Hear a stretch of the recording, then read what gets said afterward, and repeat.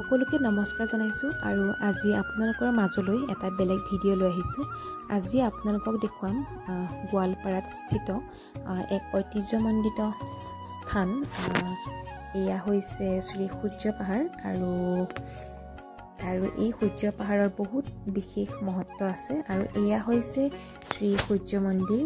আৰু কোৱামতে এই সূৰ্য মন্দিৰৰ যি মূৰ্তিভাগ পূজা কৰা হয় সেয়া মাটিৰ তলৰ পৰা নিজে ওলাইছে আৰু এই সূৰ্য পাহাৰক বিশ্বৰ একমাত্ৰ স্থান য'ত কোৱা হয় তিনিটা ধৰ্মৰ সমাৱেশ ঘটিছে আৰু সেয়া হৈছে হিন্দু ধৰ্ম আৰু বুদ্ধিষ্ট ধৰ্ম আৰু জৈন ধৰ্ম।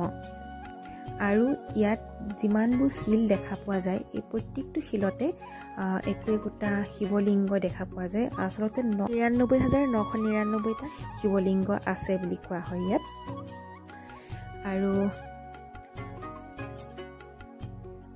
আৰু ইয়াত যি আকাশীগংগা গুহা, সেই গুহাত আচলতে আকাশৰ পৰা জল আহি তাত জমা হয়হি আৰু সেই বহুত পবিত্ৰ জল। সেই জল যদি খোৱা হয় বহুত বেমাৰ আজাৰৰ পৰা আদি কৰি বহুত কিবা কিবি নাশ হয় বুলি বিশ্বাস কৰা হয়।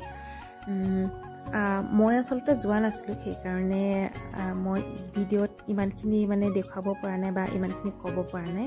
মোৰ মানুহজন কৈছিলে, তেওঁ যিখিনি ভিডিঅ' কৰি আনিছিলে সেইখিনিকে আপোনালোকক দেখুৱাইছোঁ, আপোনালোকৰ মাজলৈ আগবঢ়াইছোঁ।